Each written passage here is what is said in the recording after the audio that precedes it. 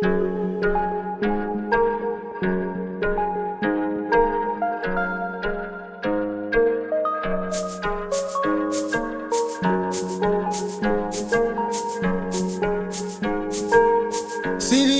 mutabani wa mugayavu,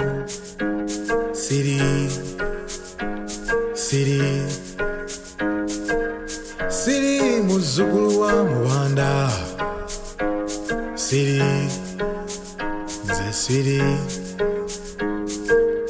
jajjange Kintu tata buntu, Kintu bwe buntu bulamu. Yeah. One, two. Hello world. I welcome you to Akili Ya Afrika here in Uganda, Chira, and I'm very excited today to be hosting African emerging leaders and luminaries in my generation, and you do not understand how excited I am. I almost didn't sleep the whole night because I was going to host my teachers. Not every day I find people who make me keep quiet. But today I've managed to gather people who make me keep quiet. And I want them to, in a very brief moment, introduce themselves to us and let you know what they do and what really drives them. I'd like to ask for a question and I'd like you to answer that even as you introduce yourself. What captures your heart? What makes you cry? Ladies first. No, they say that. I wouldn't say why they say ladies first. But let's change the rules. Okay. And have gentlemen. The elder. Let us listen to the elder first, okay? Great, you managed to make my first words be a laugh. Awesome. I am, after all, officially a muzee nowadays, and it's great to be in those realms of supposed wisdom. This chair suits you, huh? More than anything else, it's gratitude, Yes. and it's gratitude more so than anything else.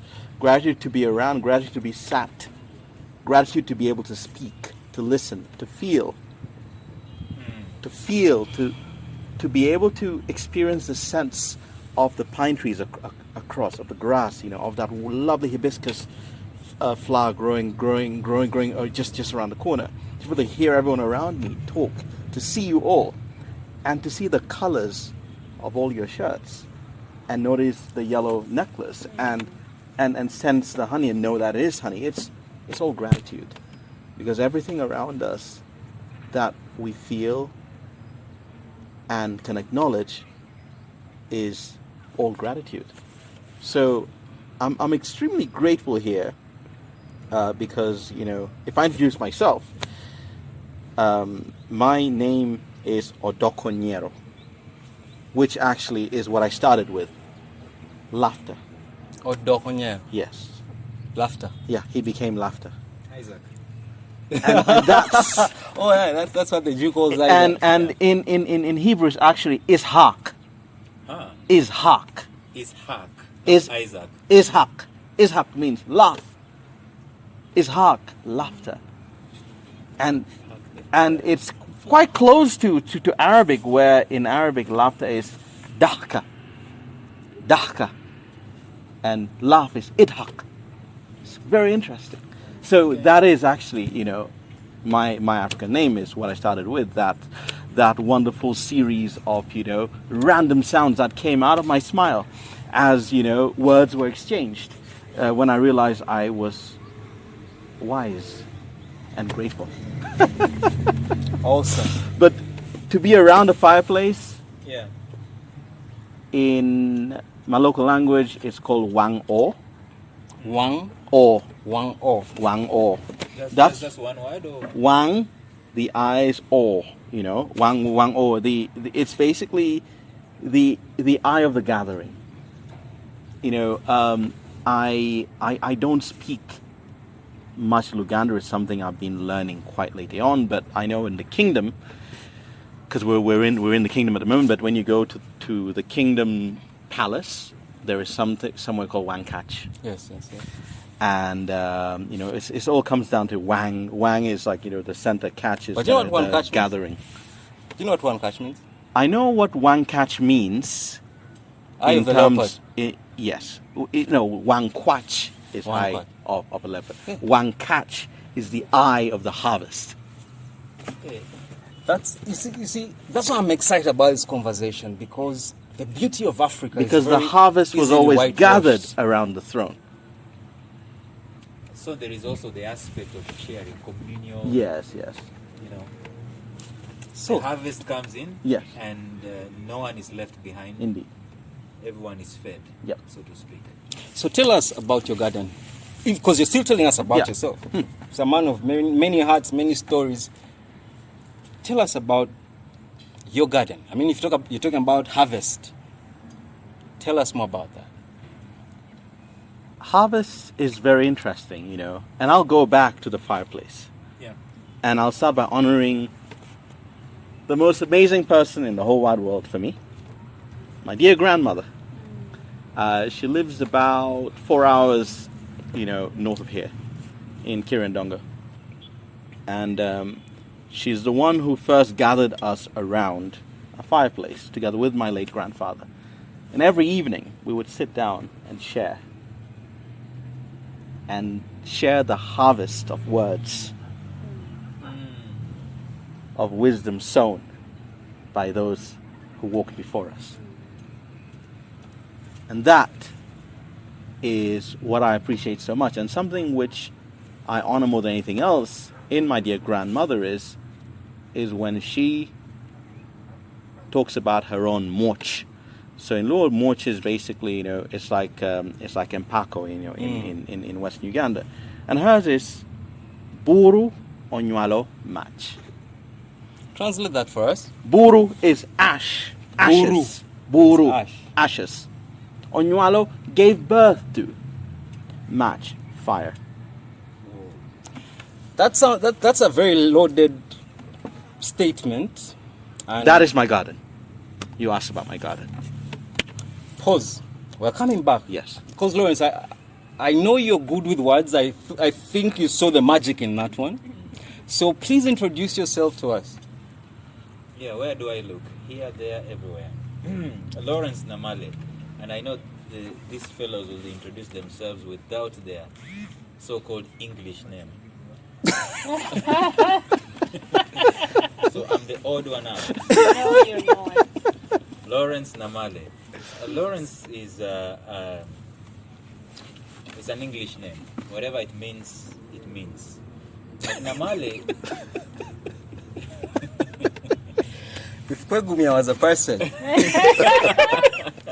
But please. Namale is a common name in Uganda, and in Uganda it's actually a female name. But in Kenya, where I come from, it's a male name. It has very nice meanings, stout, dependable, and stuff like that. My passion is people. When you talked about what makes me cry, to me what makes me cry is wasted potential.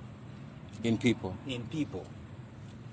Me and you, there's a time we met a lady, I can't remember exactly where it was, a stranger to us, basically, total stranger. I don't know if you can remember that. Uh-huh. And we struck a conversation, and we learned that she was preparing herself to go to the Middle East to become a maid. I don't know if you remember Yeah. that. We nearly knelt down Yeah. trying to beg this stranger. We just met that girl that particular day. Trying to beg this girl, don't go. So I see, when you talk about Africa, you've got to talk about the people. You can see serious potential in people. And to me, color, when it comes to potential, color is not even there. As long as you're a human being, you cannot tell me, especially if you believe in God, you cannot tell me that you are blessed here to come pay bills and then to die. Or you're blessed here on the face of the earth to come and quote-unquote struggle or redo my hustle. Then I go to know heaven. Those are lingos that we normally use a lot, that this is my side hustle, my side gig, and so on. I do believe in the glory of the human, the individual, me as Lawrence. that I am supposed to be glorious. Whether I am black, whether I am white, doesn't matter. My glory is in my full capacity expressed into this world, changing whatever needs to be changed. Creating, it doesn't need to be solving problems. It could be creating whatever has never been seen and blessing the universe.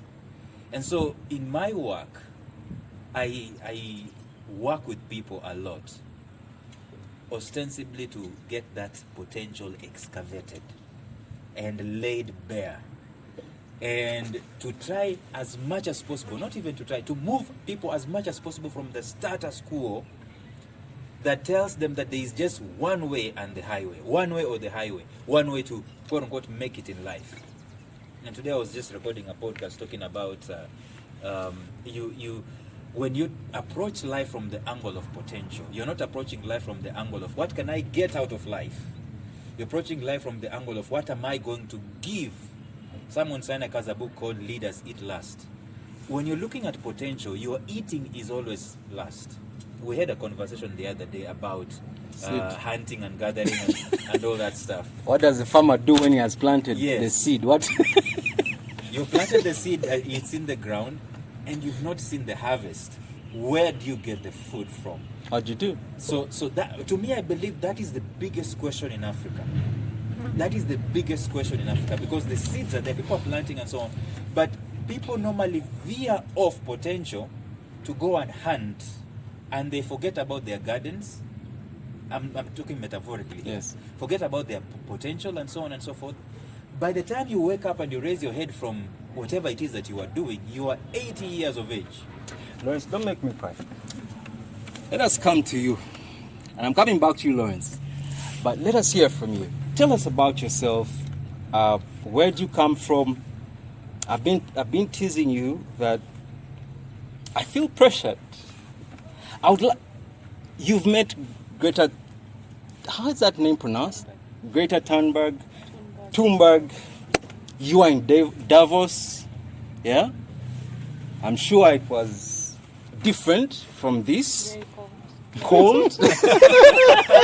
But tell us about yourself and the journeys that you have taken in the world. And please do not forget to tell us the thing that grips your heart and makes you cry, because that will give us an insight into who you are as a person. It's best if I start there. It's okay. I'll just set it as she does this. Yeah. But can you hear? Or will it be louder? Yeah. I Yeah. think the thing that makes me cry easily is a heart, actually. Anything, What makes you cry? the heart. The heart. Anything that comes from the heart, love, acts of kindness, easily break me down. Yeah. Easily. They don't have to be negative. Oof. I think the heart, I always think that the heart is a place, a Yeah. beautiful place. And often we want to alter it. But if we allowed our hearts to lead us, and those who've allowed their hearts to lead them, because they lead with love, they live life with love. They are wonderful people, and they leave traces, footprints of impact. So for me, the heart, and I wish the world had a lot more heart and allowed themselves to feel things. Because if we did, because I feel we've killed the heart. But if we allowed ourselves to go back to the heart, it would be a beautiful world. So acts of kindness, love, thoughtfulness, those are the things that will easily make me cry. It sounds to me like seeing a human being be a human being. Makes you cry. But tell us more about yourself. Yeah, so my name is Wanjohe. Wanjohe, that's how. Wanjohe, that's how you pronounce it. I come from the foot of Mount Kenya. I was born and brought up in a beautiful village at the foot of Mount Kenya where there was a lot of love, and maybe that's why I feel the love. I am a daughter of the community. Because if today I wanted to go eat at my neighbors, I would eat. They disciplined every child in the village. They guided us. When I graduated, there were 3 vehicles from the village. And Wow. those who missed, they felt. Or like 3 buses, not 3 small cars, like 3 buses came to your graduation. To my graduation. Yo. Celebrate. To celebrate. No pressure about the wedding now. And I said,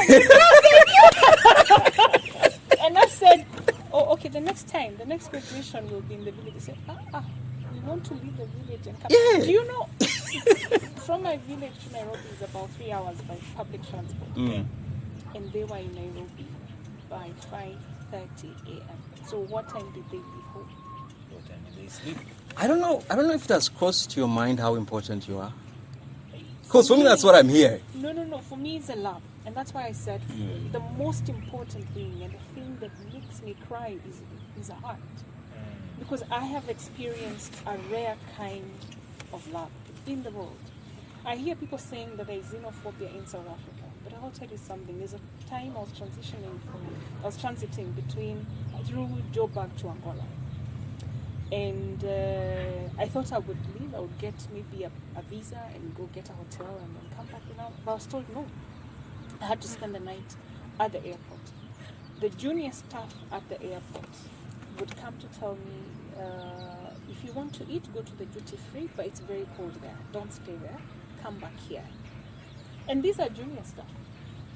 These are not seniors, so they may not be as educated as the rest of us, but these are junior staff.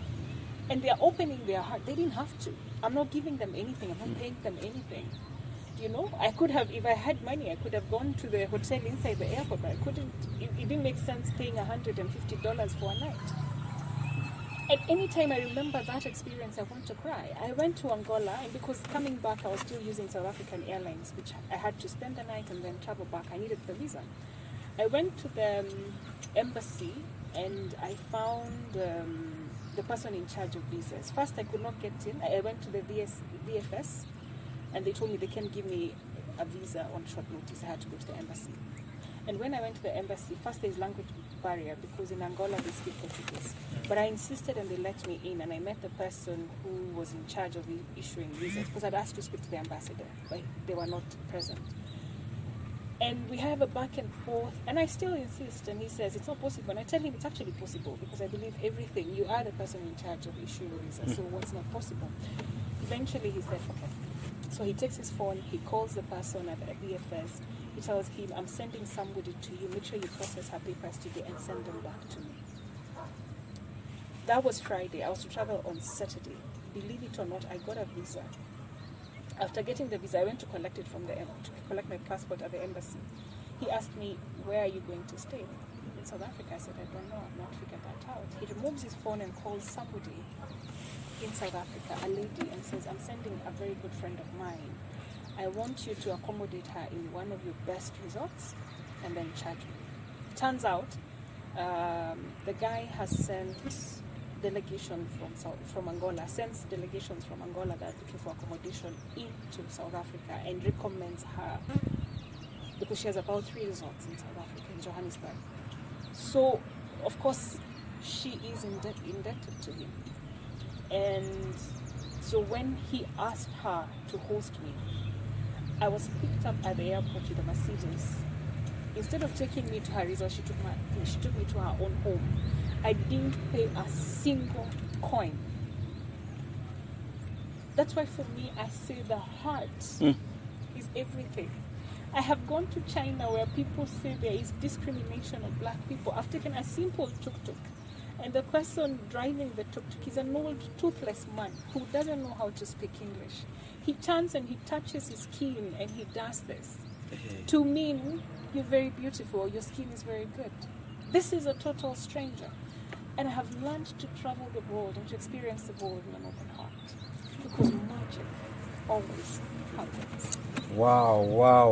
So I come from a small village from the foot of Mount Kenya. I love people and I love the planet, and I work in those 2 areas. I work to see how nature and people can coexist. You know, listening to you, there is a word that comes to my mind. I do not know, Lawrence, if it resonates. Ubuntu. Like what you describe, the beauty of Africa is that we are the ones who really still have Ubuntu. And Ubuntu is humanity. But Lawrence, even as we delve into this conversation of finding the African alternative, definitely, by the time we're talking about an alternative, it means that there is already something in existence. But this thing, I'm talking about the narrative, the way that we look at ourselves as Africans, the way that we allow people to describe us as Africans, and the way that we therefore perpetuate our culture as Africans. I think that we have come to a time in our lives where we have to be very deliberate about the story we tell about Africa, especially when you look at, like you mentioned, the situation in South Africa, xenophobia. These are very shameful situations, yeah?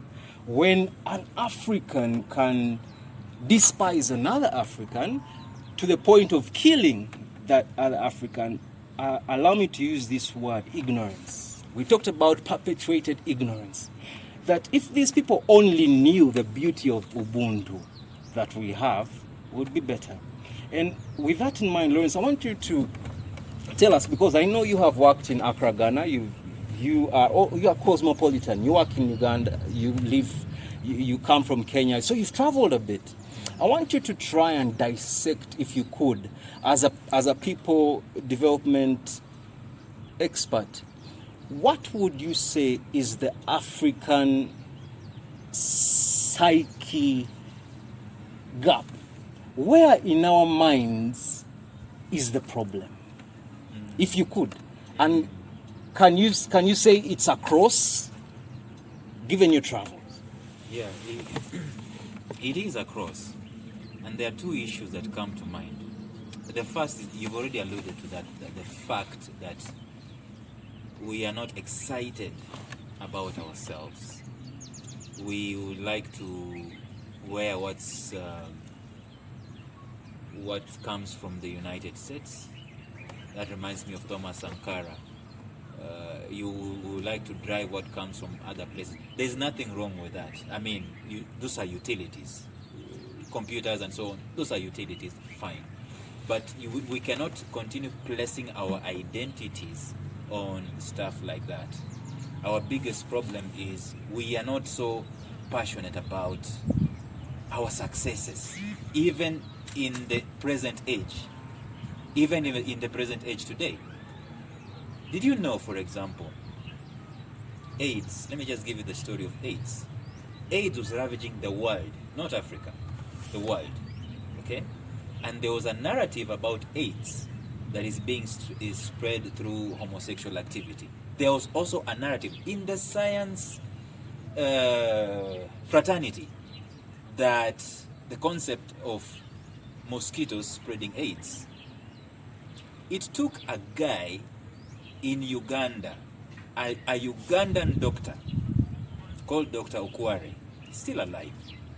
It took that guy to do research and come up with the idea that actually AIDS is transmitted heterosexually. Because he was looking at, if you're saying it's mosquito, how come kids don't have AIDS? If you're saying it's homosexuality, how come couples have AIDS? You understand? And the story being told of AIDS, it is so muffled, and yet the cure, or maybe the idea, the breakthrough in understanding AIDS came from Uganda. Of all the places, you might think it came from somewhere. It came from Uganda. But that story is nowhere. What we talk about is other continents' stories. Our stories, we keep muffling them. How many times have I, as Lawrence, been told that I don't fit in this market? I should go and take my works in the United States of America. Has someone told you to relocate? That you're wasting your brain in Uganda? Yes. Story of our lives. How many I times? think that's what I'm saying. Yeah. So we just need to draw a line in the sand and be comfortable in our own skin. Rwanda are banning people from bleaching their skins, but that's another story. But we need to be comfortable in our own skins. Certainly we need help from elsewhere, yes. But for the most part, our undoing is in our identity. Like I said, that's the first thing. But the second thing is in nurturing. We don't nurture our identity and we don't nurture our own solutions. Neither do we celebrate our own solutions as much as we could. When it's basically like the stories you hear of an evangelist, a white evangelist comes to a place and he's preaching himself, and he has a team of Africans and so on. Then there's a line of people being prayed for.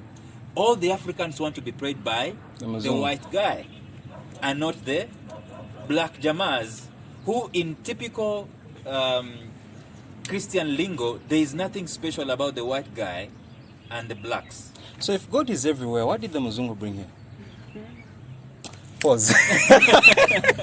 but Peter, I want to pick from Lawrence's conversation. Yes. And he mentioned the word nurturing. Yes.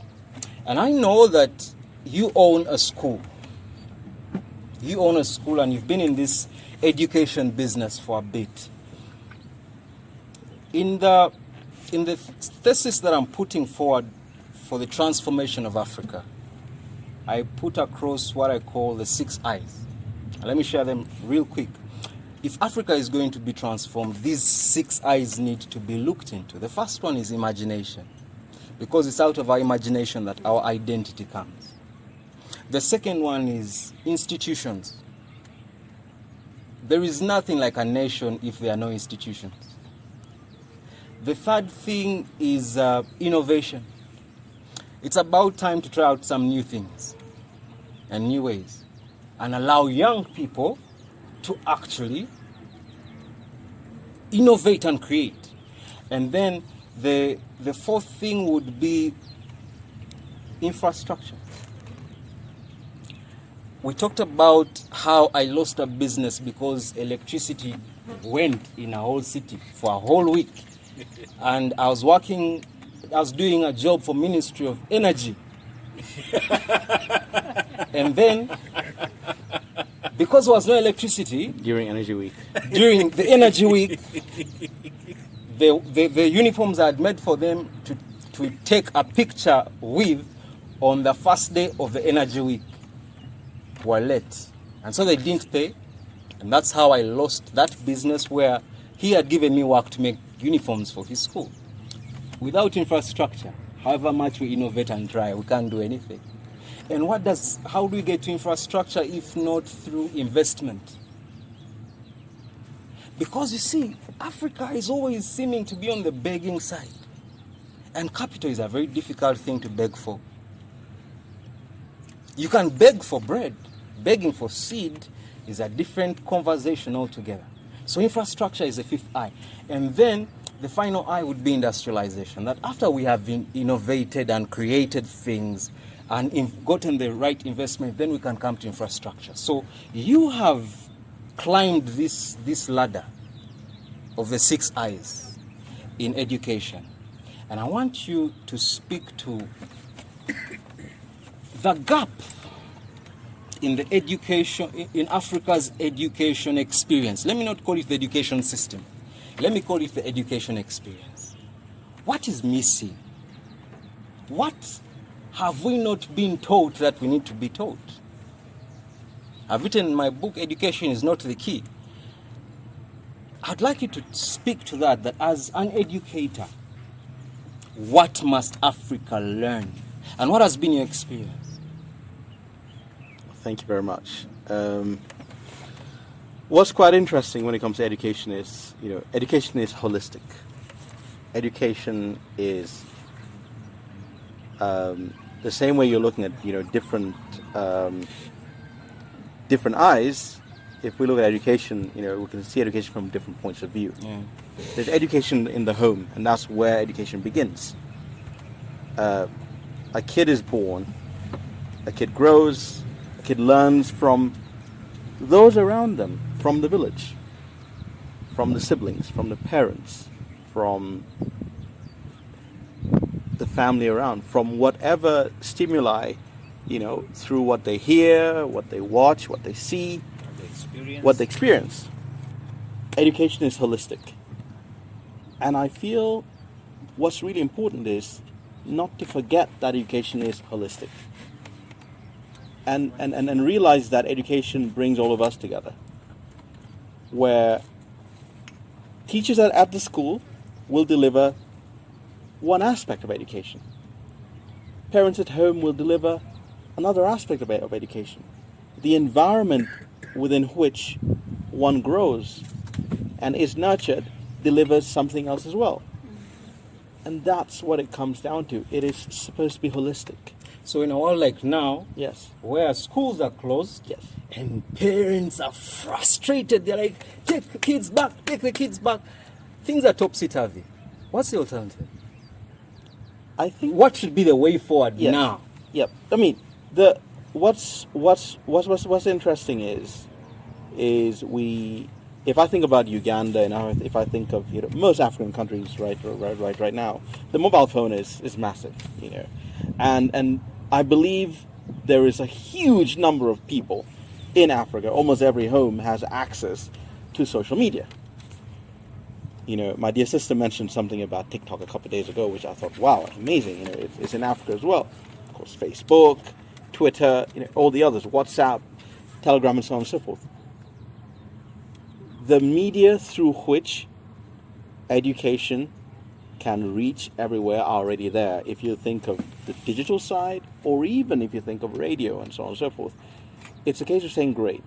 Since the classroom is no longer there, at least for the time being, that classroom can be anywhere else. Where we're sitting down here, I started my conversation talking about Wang O, the fireplace. That's where education began many years ago. Yeah.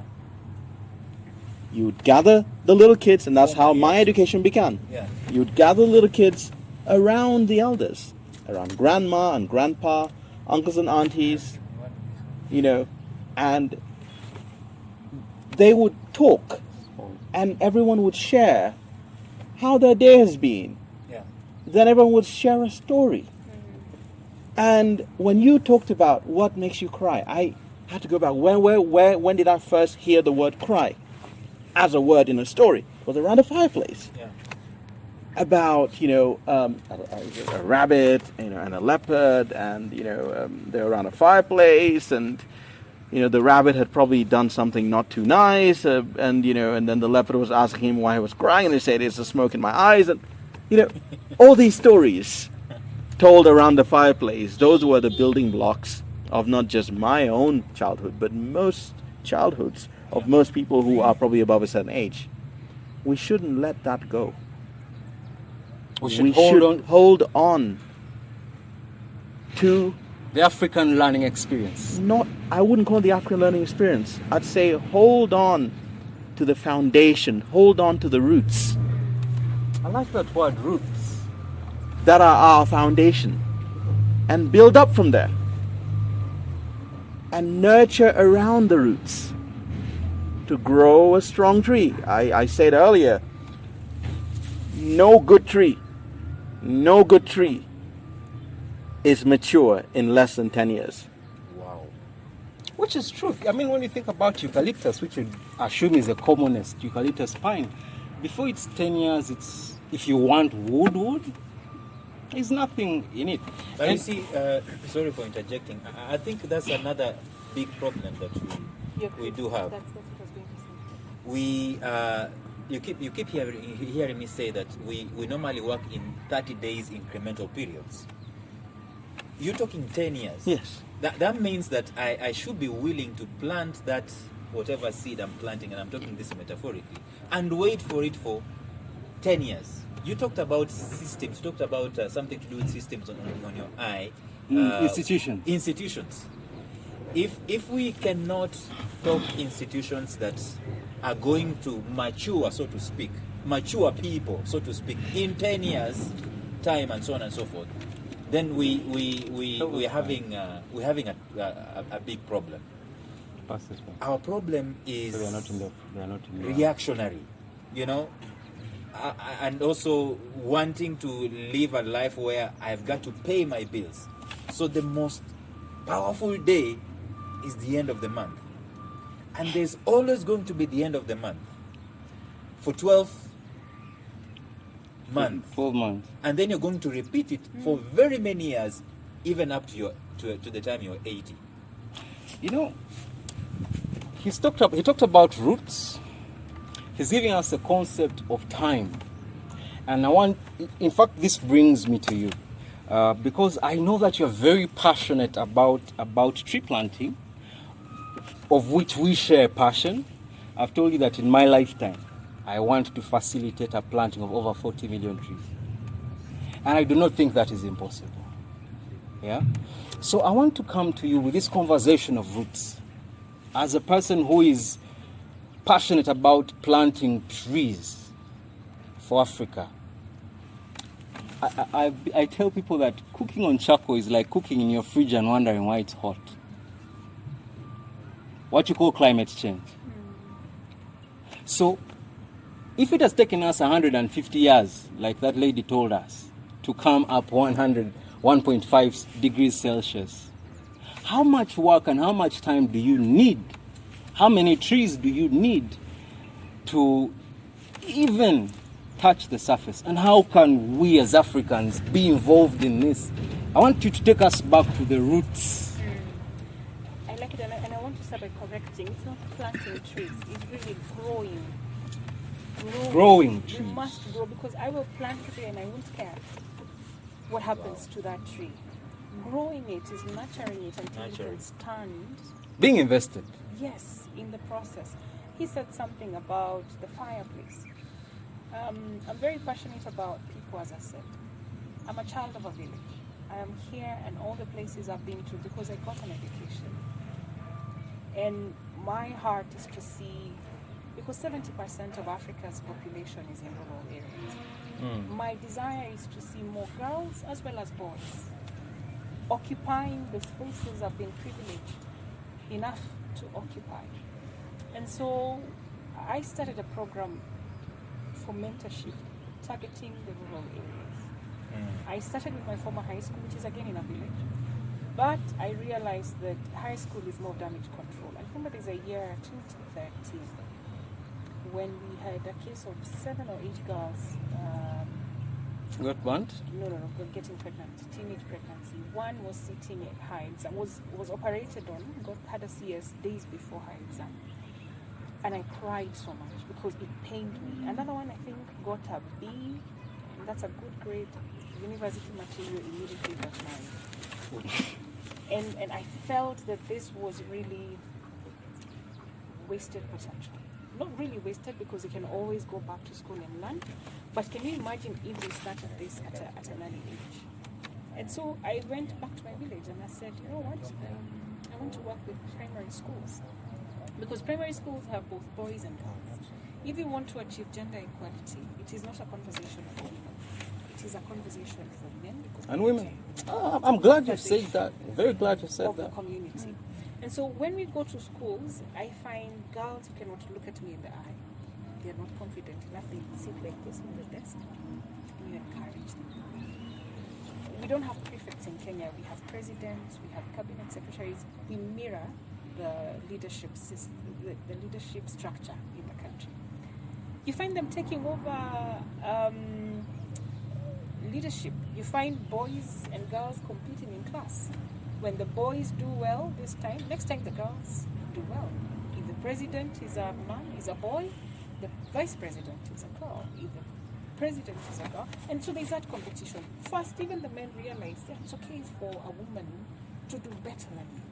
The girls also realize that we can actually do better than them. It's not a matter of gender when it comes to education and leadership.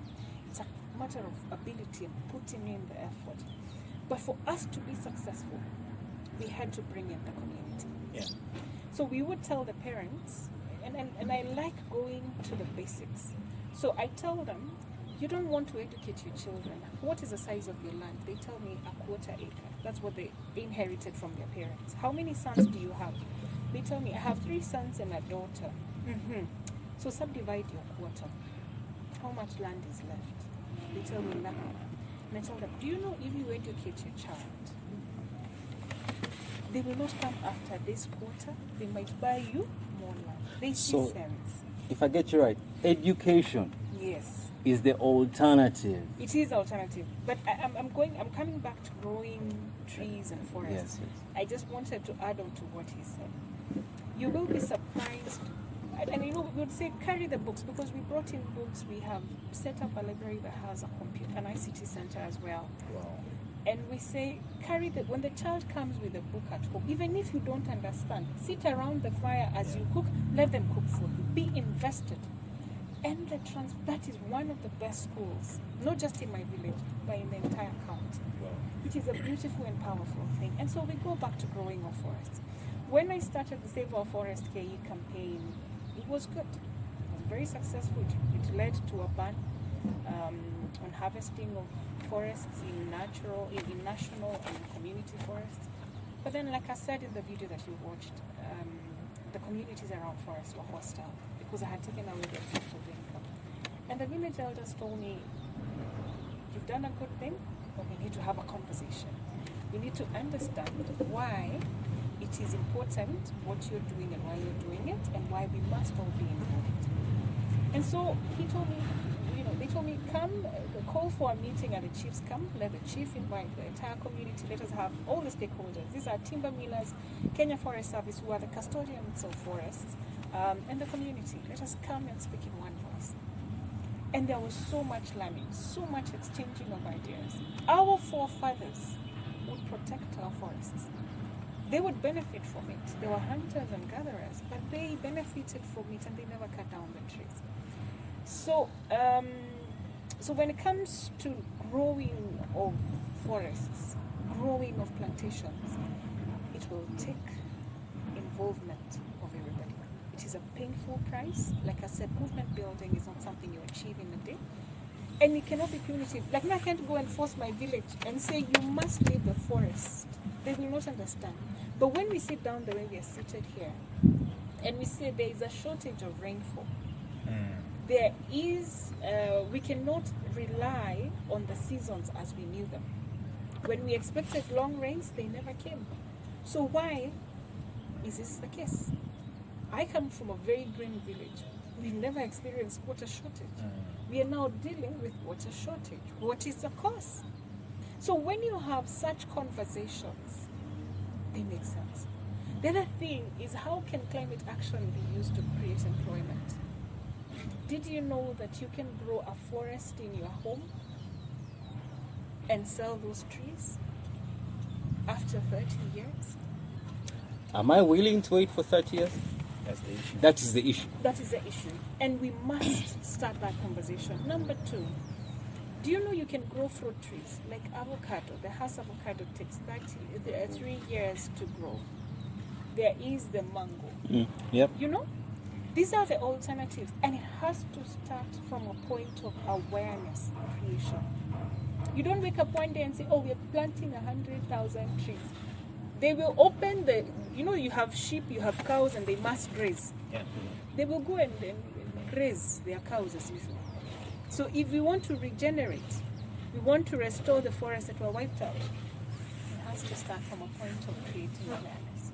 We must understand why is it that we are doing, and what is it that and that's why I said growing. Not And just not planting. planting. Growing. Because when you go to the toilet and you flush, if it is the other African one, after you leave the door, do you remember what you've done? So that is what planting trees is. You take a photo op, you take that photo and you leave. Wow. You see? But growing, because you have an understanding of what it is you want to achieve. You see the process, reminding yourself. I'm not a supporter of the eucalyptus tree, the pine. Of course, I know it's necessary because the demand of timber is quite high. Again, we have to talk about the alternatives. But I'm more of the indigenous trees. The exotic trees, yes, grow very fast, but I would never even plant eucalyptus trees on my farm. because of the damage. If you look at below the area below the trees, the eucalyptus trees, there's no vegetation that grows. Wow, thank you very much. You know, you've said a lot of things that are very close to my heart, and yet I do not think I should be the one talking about that, because I'm here to listen to you. But you know, you talked about growing. As a growth coach, every time I hear someone talking about growing, I get excited. Yeah? And Lawrence, you talked about can we wait for 10 years? And I'm going to come back to you, as I'd like you to think about the question of what is the missing gap in business leadership when it comes to Africa's transformation? As a business coach, what are we not understanding that we need to understand as business owners? Yeah? But I want to ask you, because today you just shared with me a milestone, that after over 10 years of pursuing a contract, 10 years. 10 years. This is almost as long as I've known Pete. Yeah? Over 10 years you've been pursuing a contract. You accuse me of having too many things going on. Yeah, because somehow that's how I'm made. I'm always creating things.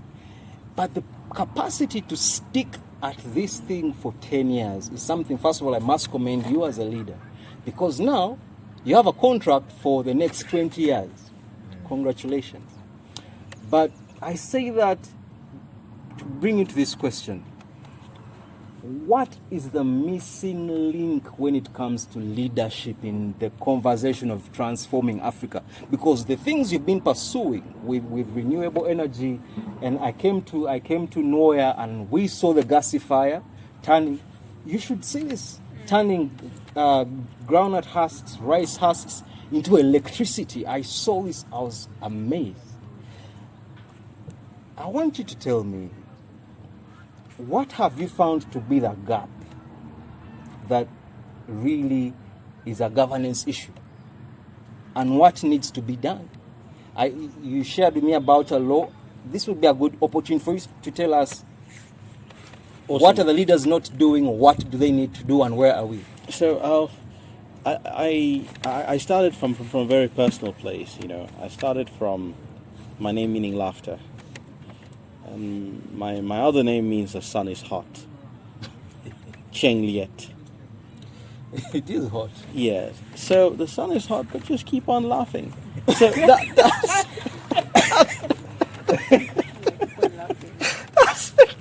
yeah, but that names are powerful. But that's been my journey. Yeah. I don't see a gap. I can't see a gap. All that I see is a fireplace and ashes that are pregnant with a burning furnace. Wow. And all it needs is a bit of time for the spark to be covered by those ashes. For the water on the outrages of the ashes to dry, from the heat coming from that spark, for that spark to grow and grow, and it needs to be nurtured as it grows, finding little splinters of wood and embers that are still there. It grows, and as it grows, it will finally leap into flames once again and burn even hotter than it burned before. Who is the ash? What is the ash? The ash is the ecosystem. The ash is whatever we see as a gap, or feel as a gap, or feel as a disappointment, or feel as pain, or feel as a load that's dragging us back. That is the ash. But in that ash is that seed, that flame, where the fire, the burning furnace, the all-consuming furnace will grow when we nurture it. And we have to nurture it within the ash. And that's the joy. I like to say every time that you come into a space where you are dealing with what you understand as failure, leave the loss, carry the lesson. And your metaphor of ash, for me, is about saying, as Africa, yes, we've cried for a long time. Yeah, we've cried, we've wailed, we've complained, but I hear hope that there is an ember beneath the ash. Lawrence, as a life coach, I asked you that question. You have seen and you have asked yourself that question about the survival of an African business owner's death. I don't know if that makes sense. Like, if the owner of a business dies here in Africa, what are the chances that that business will survive? Yeah. The children will not. The mortality rates of family-owned businesses are extraordinarily high in Africa.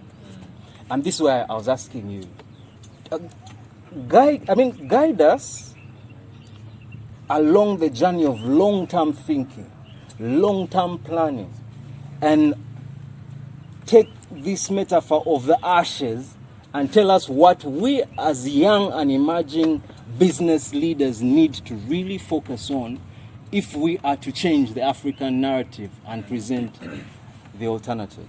It's a people issue, like Pete has said. And I'm going to go back to the fire, because when we are seated at the fire in the traditional African setting, we're talking everything concerning the community. And we are talking about everyone's part to play in the community.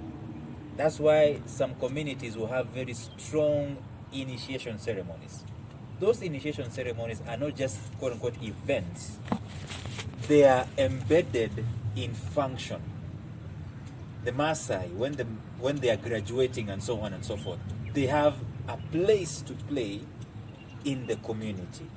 So it is not just an issue of having events. It's an issue of embedding these details, this vision. Now that we don't have a fireplace at the dinner table, you and I talked about the dinner table at some point in time. It's a very important aspect of Yes. a home. So you sit at the dinner table. Of course, you're going to ask about mathematics and science and so on and so forth.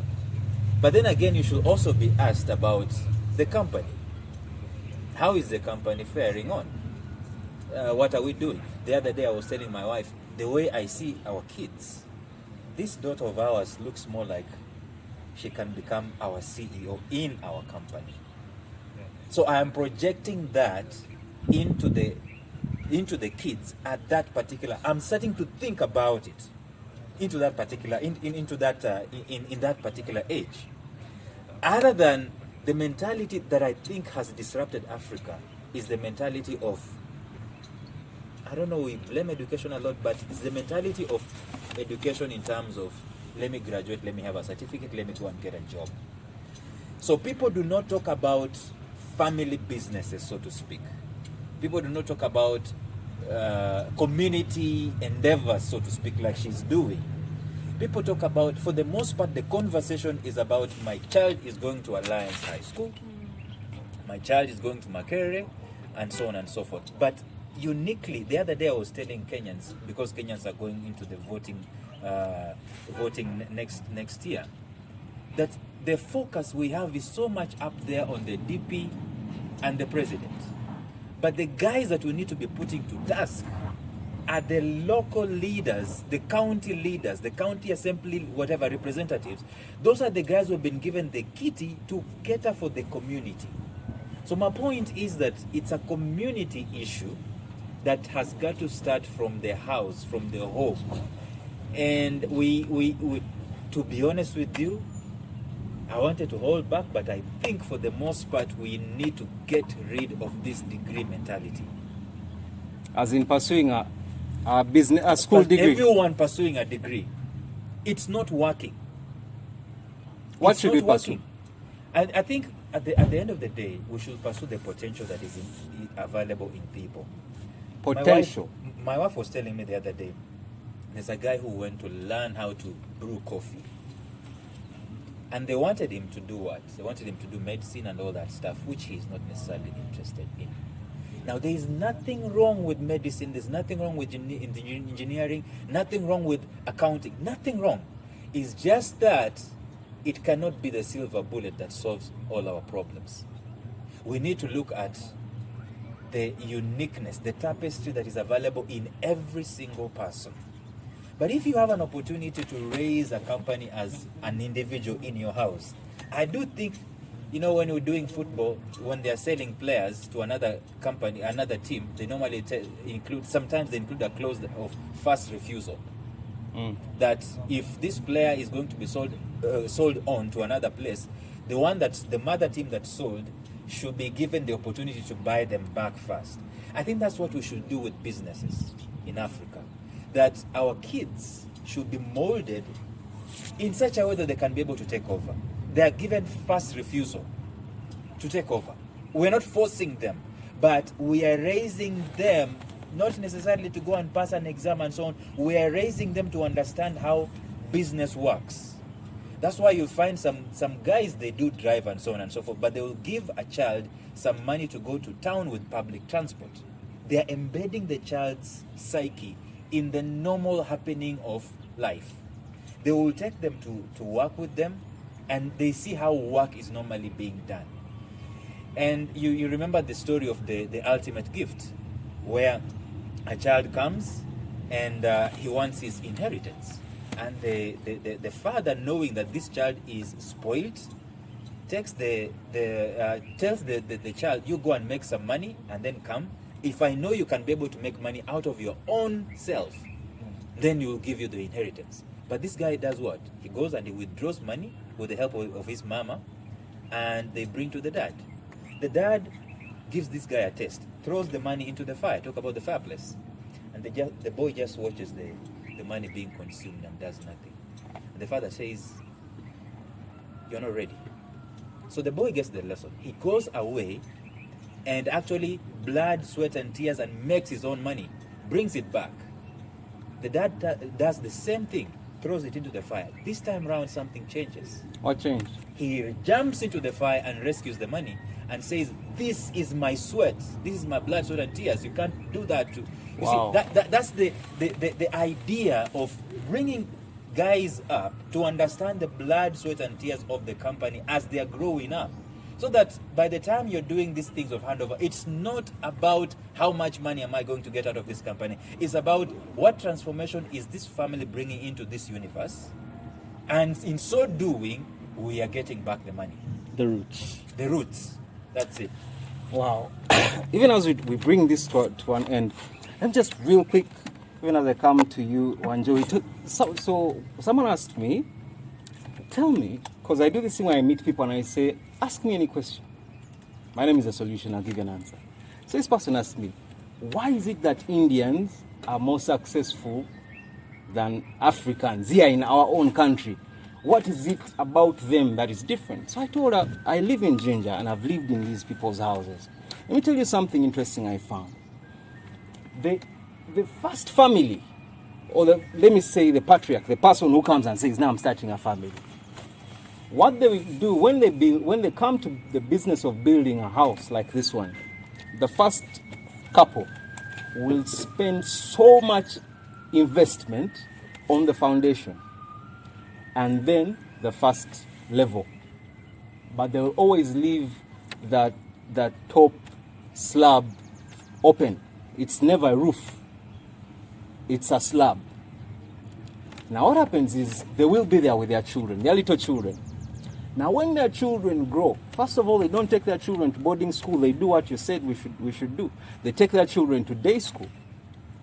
And every day from day school, they are the ones who come home and balance books and do stocking and do all that. And then, now when those kids come of age, interesting thing happens. The father now, by that time the business has grown, they will go and build the second level. And then it will have so many rooms. Now when the children come to marry, this is where the clinker is. I will go and get my wife, and bring her into my father's house. Then they'll give us a room and a wing. Then you will go and bring your wife. They give you a wing. You will go and bring your wife. So now we start our own generation. But you know what has happened? Instead of every one of the 3 sons of the Muyindi withdrawing money to go and buy a plot and then begin building a house or buying a house, they save all that money. It stays in the business. I'll tell you something interesting. The richest family in Uganda, and probably East Africa, the Madivani family. Do you know that all the Madivanis live in one house? Okay, there are 2 bungalows. As we speak. As we speak. Like 2021. Yes, and I went to their school, so I was there when they were building their house. So they had first lived in the original Madivani's house. Then this current generation outgrew that and they decided to go and build. They just went down the road in 1 acre. Yeah? They divided the acre. Okay, it's more than an acre. And on one side they built 1 bungalow, and on another side they built 1 bungalow. So in each bungalow there are 3 Madivanis. So let me tell you what this means. This means that every day, yeah, the richest men in East Africa wake up and look at themselves and they say, what are we doing today? Imagine the impact of that brain power every day around the same dining table, every day around the fireplace. But you know what Africans do? An African father will send you, oh, my brother is an aeronautic engineer. Yeah. This man is an engineer of planes and rockets. Yeah. And we thank God for that he's back home working with his father. But imagine all the money that his father spent to educate him, to make him an aeronautical engineer who studied in Bristol University in the UK. For you to now go and work for a mean Muyindi, earning 1 million shillings a month just because now you have a job. I want you to think about how we lose money as Africans, even in education. That my father would spend 100 million shillings on me to go and work for another man. So you come back and you work for 900,000 Yes. Uganda shillings a month, which is going to be taxed and comes back to 700,000. How ridiculous is that? And so Andrew, even as we think about this and come to a close, climate change is on everyone's mouth.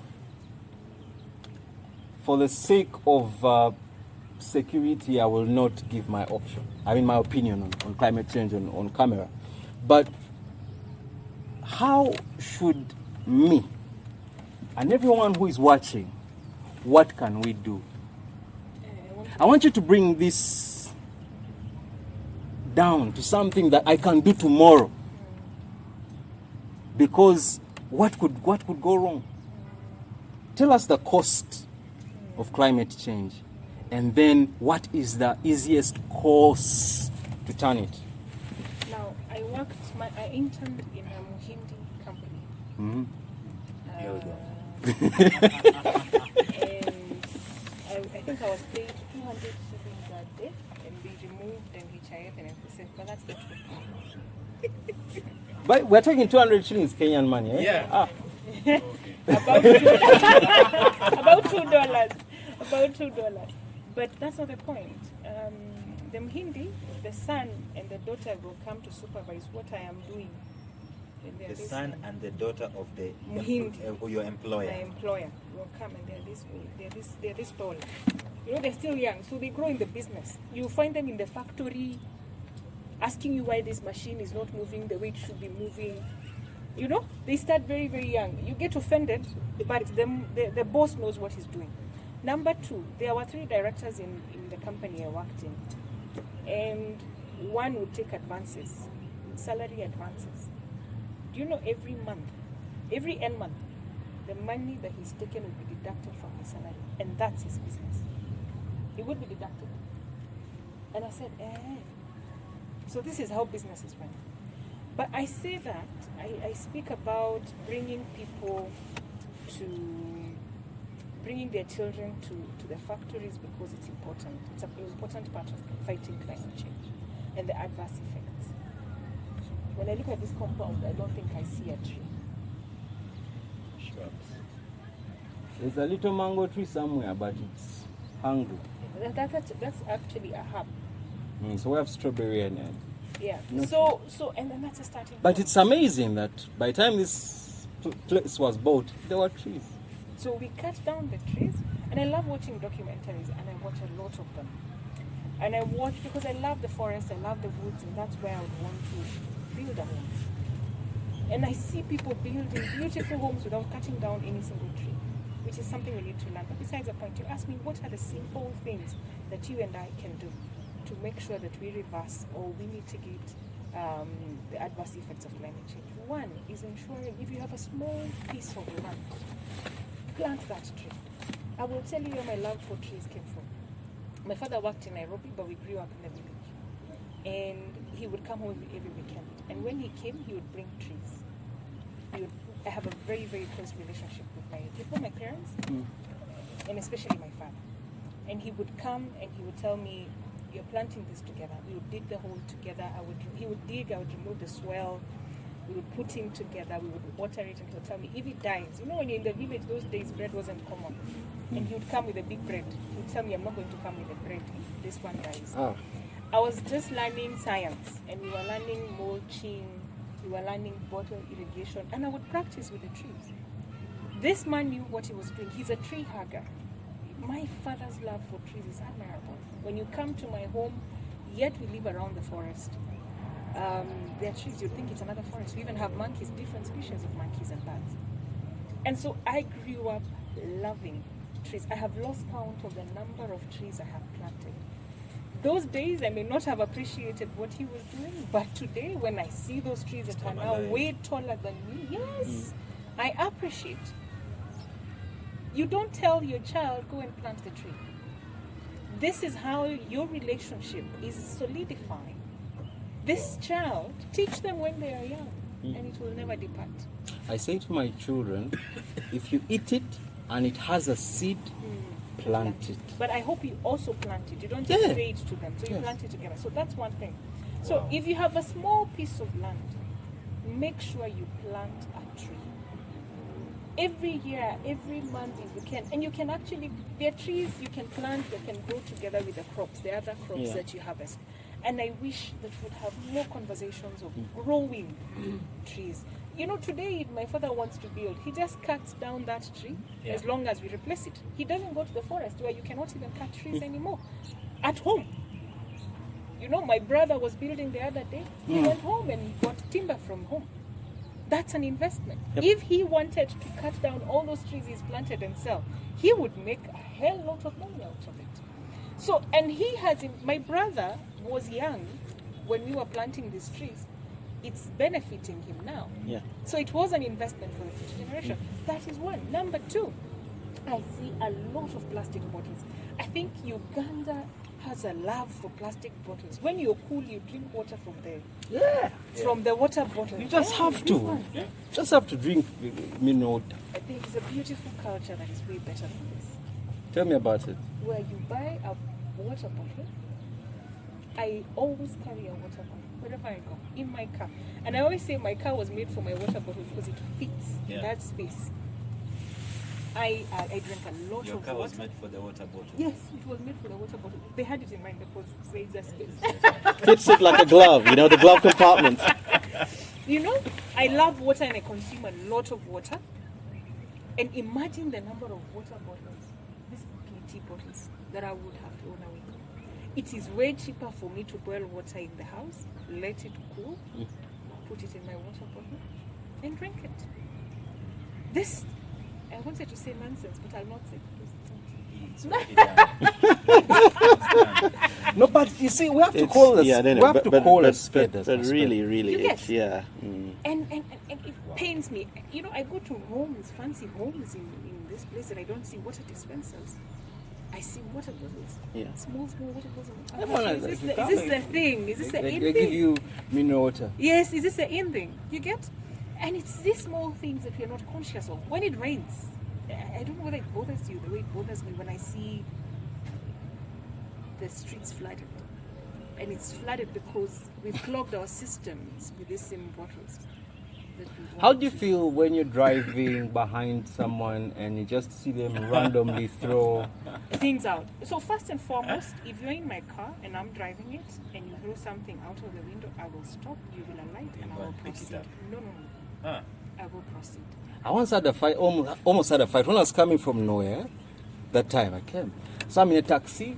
I know how taxi people be eating eggs, chapati, soda, beans, everything. Taxi's there. We're now in Nebi. Oh, this person finished eating their nang fish and their soda, and then fish and soda. yeah. So you can imagine that's why I'm in the taxi. So we're already irritated with the heat And the smell. and the smell.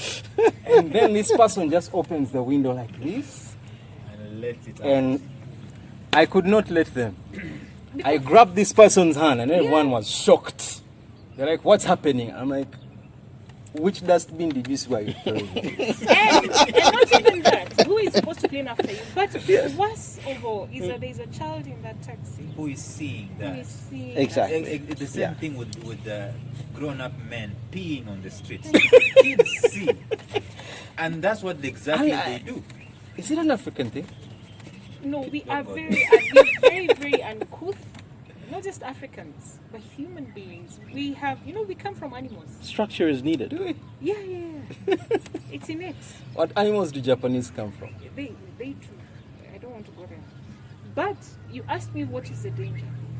We're in Uganda, the Nile is very important. Yeah. When you look at what is happening in Cairo and Addis Ababa, water. Yes.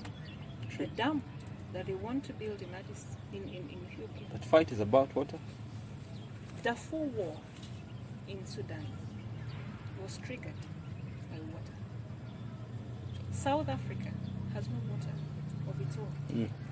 It relies on Lesotho for drinking water. An agreement that's the worst in history, but nobody wants to talk about. But it doesn't have water of its own. In 2018, Cape Town ran out of water. Yep. Completely. Totally. Water is going to be the trigger of the Third World War. Not oil. Not oil. Bampe Kumazi. Water. Hey, this is scary. It is scary, It's but it real. is the reality. And you see when you talk about a water shortage, you're not talking about drought. No. It's I'm, not that. I'm saying there is no water at all. It's nada, niente, not there. There is Balash. no water. So if we keep being flippant about the environment, this is where we're coming to. This is where we Yeah. are heading. And it's already happening. And I don't think people appreciate what we are doing to ourselves. I have a problem. You started by asking me, what's the thing that makes me cry? And I told you the heart. If people led from the heart, if we died for the common good, the world would be a better place. Wow. And as I finish, I want to quote Nelson Mandela, and he said, it takes a generation. It will take a generation to pay that price. It happened after the Great Depression in the US. Even in Africa, it will take a generation to die of themselves, to pay a very painful price for us to even make a single step forward. Unfortunately, there is a lie that we feel that we have, and now we want to become very rich faster. And so when I get an opportunity to serve in government as a young person, I have to grab. But I wish stories of people who are working extremely hard. Yes, we fall down, we rise up, we dust ourselves and still continue. We fall again, we rise up much better and wiser. I wish we will learn that the joy of delayed gratification, the joy of the process. Yep. You're not born today and you walk. You don't even eat. It even takes time for your teeth to grow, even for your eyes to open when you're born. Wow. Now, Because we have entered into the realm of time, and the realm of time works with process, and that needs patience. First of all, I'm going to give every one of you an opportunity. I'm going to give you 2 minutes. In this segment, We call it Speak Your Truth to Africa. 2 minutes to tell Africa the truth. Yeah? And then, because of time, I would want you to add on, paint a picture, something I'm calling Africa 50. That 50 years from today, the Africa I see my grandchildren living in looks like this. Because like I said earlier, people, I'm here in the presence of luminaries, leaders, African transformers. But you know what? We learned earlier that it starts with a word. Yeah. So I want you to take 2 minutes each and one, tell your truth as far as you can tell it. Because I think we need some hard love. We need some tough love. Tell your truth and then paint us the picture of what you see Africa 50 looking like. Because this is what we are looking for. The African alternative. Lawrence. So for starters, I will say that there's been the so-called brain drain from Africa, and for obvious reasons. I mean, we are gifted not just in natural resources and so on, but we're also gifted in the brain and in our own talents and so on. The biggest players and so on are, okay, for lack of a better word, blacks. But there's going to come a time, if you talk about 2050, there's going to come a time that there will be an influx of people coming to Africa to do as much as can be done. Because what we do have here needs a lot of human resource. If Africa is going to be as glorious as it's supposed to be, and I do believe it's going to be glorious, it's going to need human resource. But for me, if because I normally speak to individuals, not to a whole congregation of people. I normally speak to people, an individual. I do believe that individuals in Africa, if they can strip themselves of some identity that has been warped and been placed on them and just be themselves, I do believe that that is enough, if not more than enough. That I don't have to go through a particular starter school which was created to serve a particular generation and a particular trend at that particular moment in time. But now me here in 2021 going forward, I be me. In Africa, there's a reason as to why I was born in Africa. I would have been born somewhere else, but I was born here. Why? Because there's nothing like someone has got to do something about this. I am it. We are it. It's also someone else. Oh, you're the one who is gonna. I am the one who's gonna do something about it. And the beauty is this: I don't have to do everything. I'm not a messiah. I just have my own niche that I'm supposed to be glorious in it. She is about trees and environment and people. I am about people and potential. He is about all the other stuff. Just me doing me. You doing you. Her doing herself. That's the solution. That's the solution for Africa.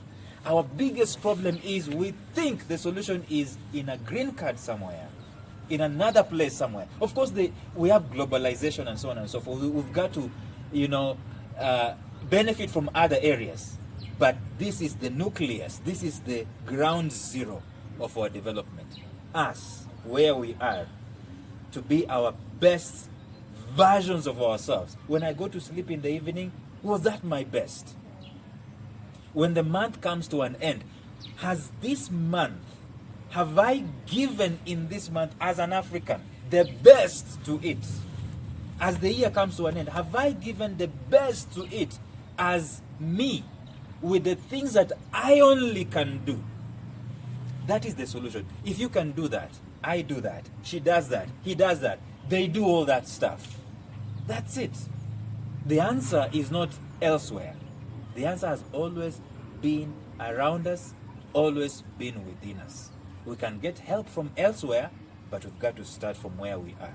That's my message for Africa. What does Africa look like for you 50 years from now? I think Africa is glorious in 50 years' time. If we can, but you see, again, Africa can look whatever it is I want it to look. But there's got to be intentionality. There's got to be those systems you talked about. There's got to be industries. There's got to be. We've got to do it. It's not going to happen by itself. From the way it looks like right now, we are, and that's. Let me just talk to the media. The media in this continent of ours. Yes. Huh? When you open an African TV station or a radio station, you don't hear anything positive about Africa. You hear about wars, rumors of wars, and all those things. Who, I don't know, told what, and they are beautiful things that are happening in Africa. Very many beautiful things that are happening in Africa. We don't tell our beautiful stories. So, for me, we've got to start that narrative of saying, this is a beautiful place. And then we have this bias, confirmation bias. Oh, yeah, it is true. It is a beautiful place. But when we keep having that conversation that, oh, Africa, this black man, tough hair, where is he going to do? That's exactly what we're going to get. Thank you very much, Lawrence. Your passion is evident. And it would only be a fool to not listen. Wanjoy, paint us a picture and tell us your truth. In 50 years from today, if things continue as they are, China will own Africa. Say that again. Someone didn't hear it. China will own Africa. It will be a desert. All the trees will be wiped out. You will either be slaves or Neo-slaves. In our own countries.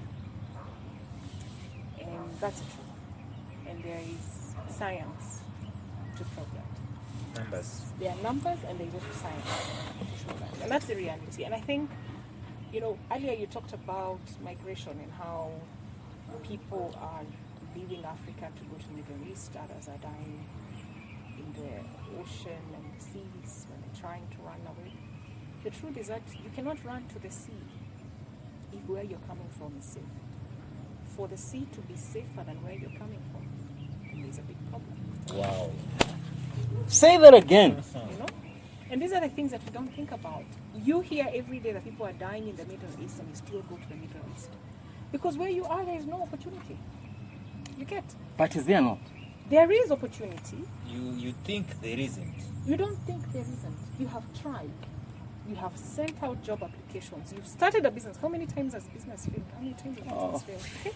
Okay? And I want us, and unless we start having honest conversations where we say this is where the shoe is hurting us, we'll continue to say Africa is beautiful, Africa has an opportunity, which is the truth. Those things are there. But the honest truth is that as things are right now, it's bleak. There is so much good, because anytime I go to an organization and I find wonderful people, that organization is often they're not doing very, very well. Because it's the people that make organizations. It's also people who make and break countries. When COVID hit, it exposed glaring developmental, infrastructural, and leadership gaps, not just in Africa, but globally. There's never been a dearth of leadership like there is today. Thank you very much. And that tells me that we cannot separate leadership from everything that we want to achieve. And so for me, my message to me as young people, the millennials and Generation Z, the burden is on our shoulders. And this is not the time to shift blame. We are past that stage of saying, oh, it's that generation that did A, B, C, and D. It's us to realize that there will have to be a generation that dies. The seed generation. I love the phoenix. I love the mythology of the phoenix that dies, and every time it comes back, it's stronger than it was the last time. So that generation that's willing to pay that price, it will be very, very painful. And I'm always inspired by the liberation, the fight to liberate Africa, because there are people who are willing to pay a very painful price to get Africa to be free, for us to own our land. Anytime I read history, I feel so much pain, because now we are going back to where they liberated us from, because China busy mortgaging our port. You get? So that is what I see. And like I said, there is science and numbers to back what I'm saying. And unless I don't know whether you've been watching news, you've been following what is happening in Afghanistan. And all That's of a sad us. situation, huh? It is. It is. And like I said, you don't run away from your country to a place you never know. You don't hang on a plane if land was safe. I'm going to And sing you a until- song. Sorry to cut you short. I'm going to sing you a song as we bring this to a close. Hopefully my voice will allow me, because you have pulled certain strings to a person who gives thought to things, not just me. I believe that people out there listening, if people wanted a motivational message, no, this is a grow up kind of message about Africa. Yes, you're beautiful, but you're also acting dense.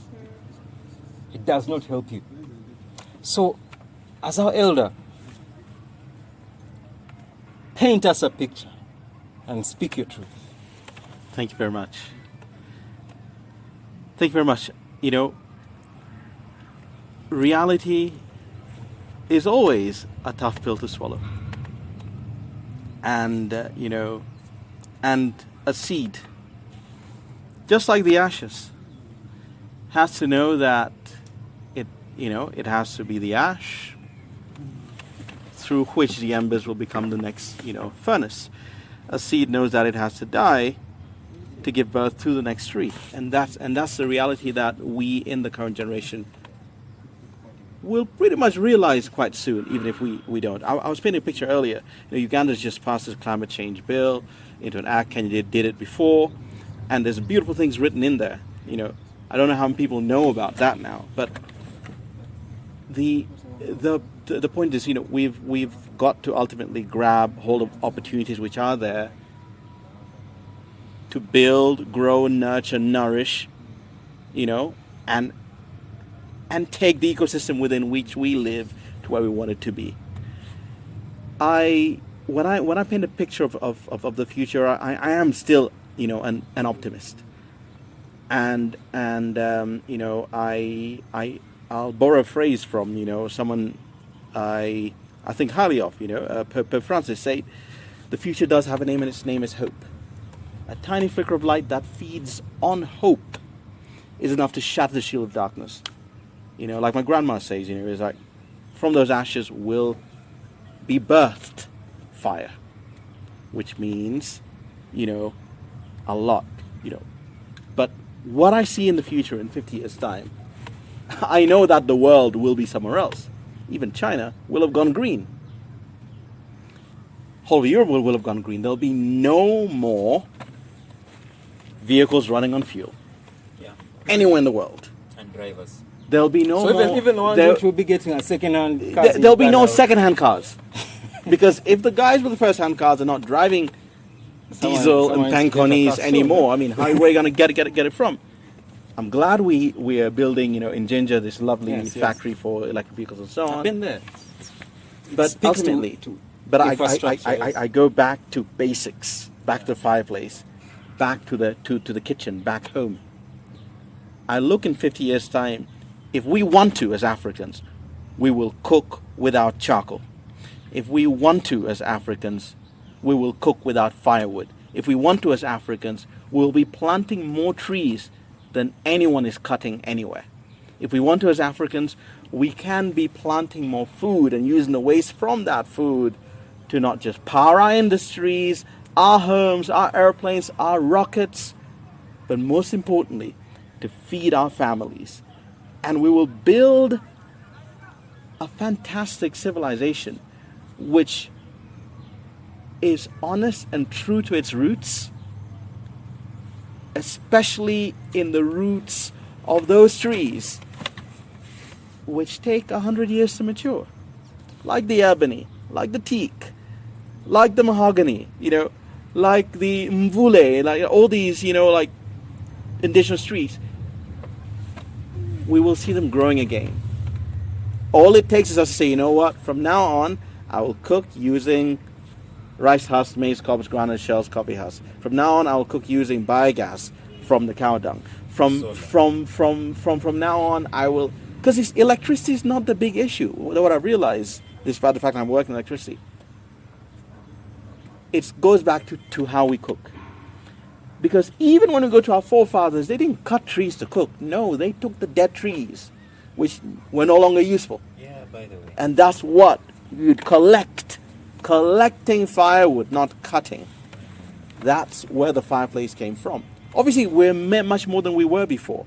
But it is possible. We have the ingenuity now within Africa, within Uganda, the young people here who have, built machines that would cost $1 million to import. They built it for, less than 1 billion shillings. And it is possible to deliver alternatives to firewood, to charcoal locally in the country with indigenous technology from people who may have not even gone to high school. But they can deliver solutions that can change everything. And new solutions doesn't mean someone has to lose their job. It's possible to work with existing structures and systems and innovate within those or through those, or in order to make sure that no one's going home hungry. Rather, everyone's going home much happier because of doing things the right way. So in 50 years' time, we can have that if we choose to do so now. Yeah.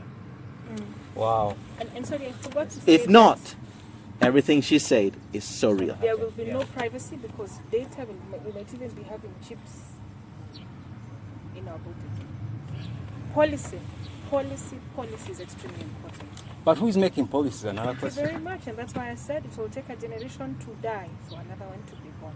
Please pass me that, honey. Does any of you have a question for me?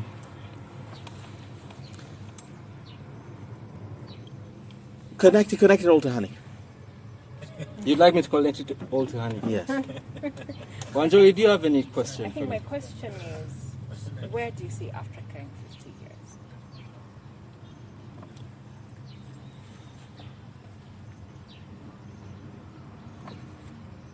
I see what would call a resurgence of the African conscience of Ubuntu. The way that the world is going, it is going to become very evident that the future of human relationships is in the African community DNA. We've been talking about the fireplace.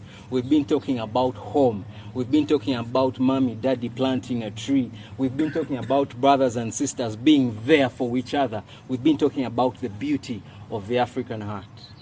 It is going to become evident to the world that the reason why Africa is not as dead as they expected it to be because of COVID is because of Ubuntu.